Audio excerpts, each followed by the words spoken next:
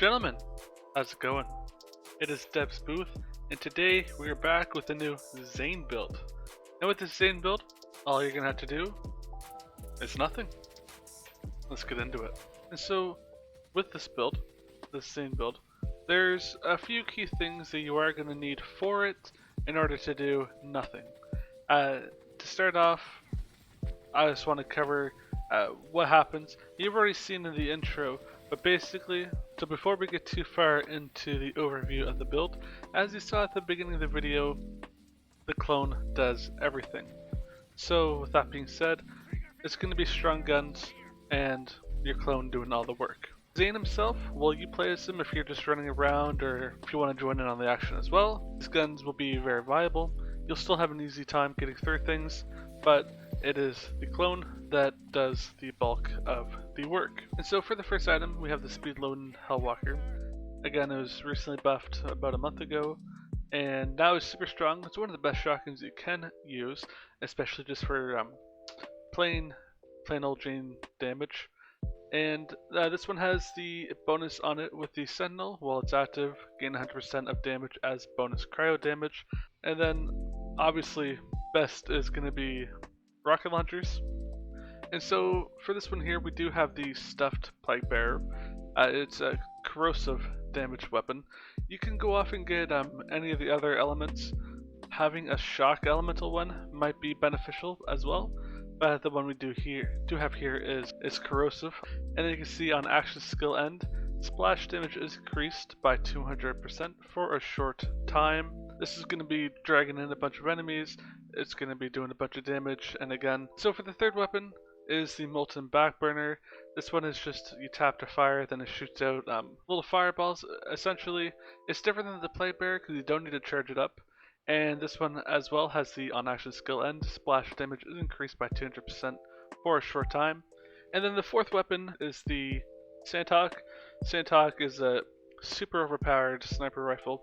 This will help you take down basically anything anyways, but having your clone with it who's able to basically put out as much as possible. Their aim is a little bit weird and sometimes it does get choppy, but it's going to be super duper overpowered. And then if you do have the Sentinel active, you gain 100% damage as bonus cryo damage.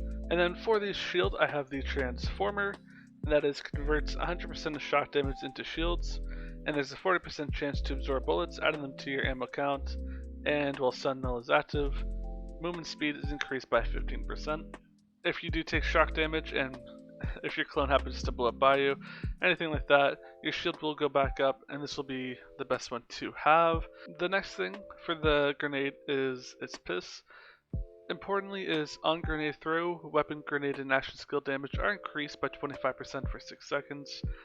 Your clone is a action skill, and so this will increase their damage as well. Another grenade I'd recommend is the Recurring Hex. It splits up, you're going to be able to do proper grenade damage with this, and then it has the same anointment. It really depends on what you're going for. Its piss is probably better for bosses, while the Hex is better for mobbing and doing like takedowns.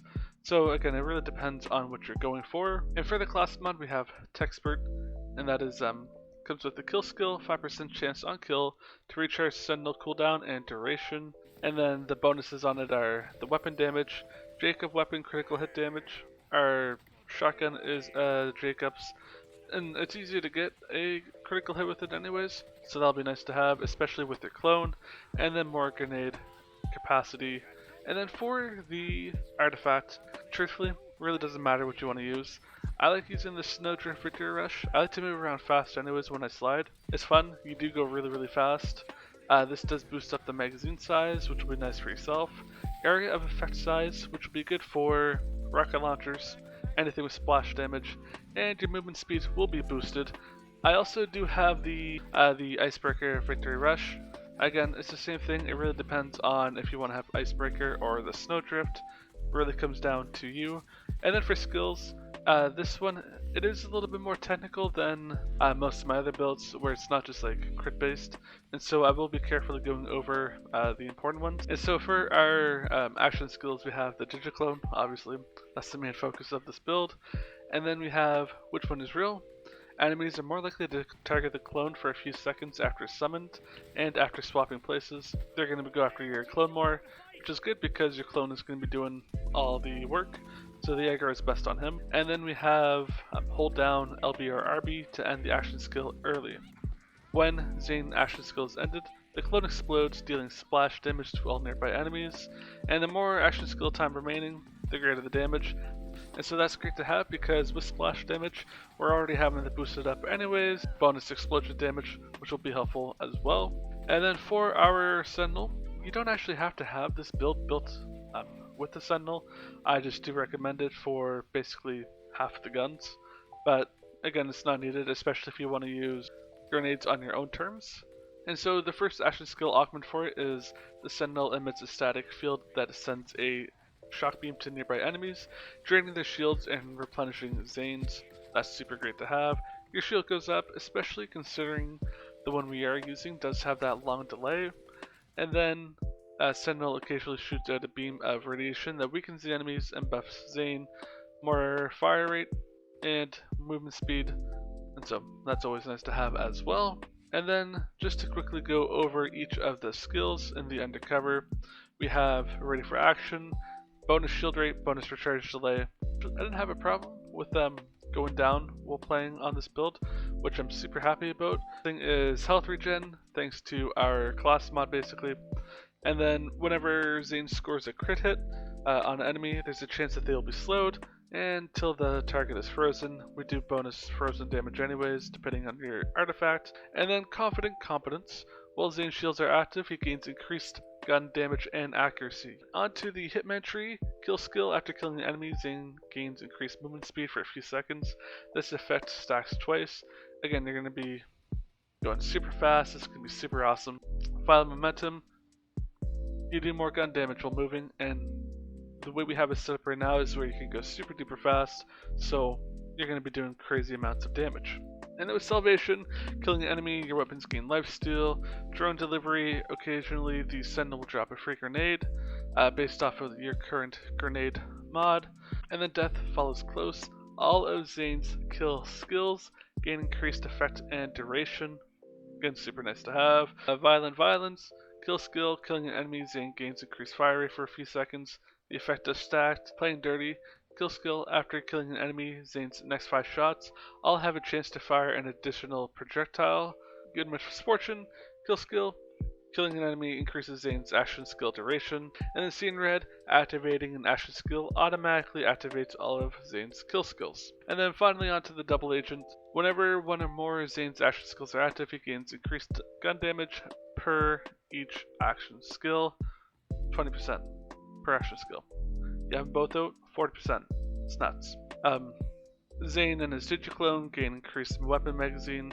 Zane gains increased action skill duration for every action skill. So basically you have them both up, they're going to be doing more damage, they're going to be up for longer. And then Donnybrook, you kill an enemy, you and your Digiclone gain increased gun damage and health regen. Your clone does have health, just so that you are aware. I didn't realize that until about halfway through my playthrough.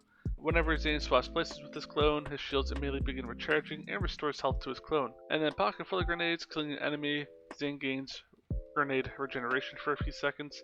This effect does stack. Hold you, pressing LB or RB during fight for your life. If your Digiclone is active, to destroy the clone and immediately gain a second wind of full health. And then whenever one or more of Zane's action skills are active, he gains increased movement speed for each action skill. You're going to be going super fast, faster you go, more damage you do.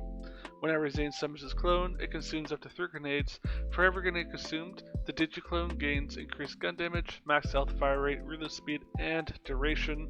We're going to be chock full of grenades anyways, so that's good to have. That's one of the most important things to have for your clone. And then finally is a double barrel. The clone is equipped with a copy of Zane's current weapon. When activated, swapping places with the clone causes Zane and his clone to gain increased gun damage. And then for the Mayhem mode, it doesn't really matter. I opted with the very hard not to have death come up because I do find that annoying as of late. I hate having to deal with it, and I'd rather not be running around super fast just to collide with one and go down. And so, again, I've noticed that I don't really go down at all. And having roguelite is probably the best thing to choose for the moment. And then everything else is about, like with Speed Demon, you go fast to kill an enemy, you're going to be going super fast, more damage. And then nothing that really impedes the enemies or us. The healing drone I find is better than having like the invincibility drone. That thing's a pain in the butt. And I don't want to deal with like pools of lava, so having enemies have the chance to release the power up that will heal the first enemy it touches, or health and shield boosters to us if destroyed, is the best thing, in my opinion, to have. And with that being said, that is everything to this Zane build. I really burned myself out going through the campaign like 8 times with all the characters. Not that the campaign was bad, but it really did burn me out. Anyways, I have a lot more Zane builds to be putting out in the future. Make sure to stick around, make sure to like, comment, subscribe, and I'll catch you guys next time.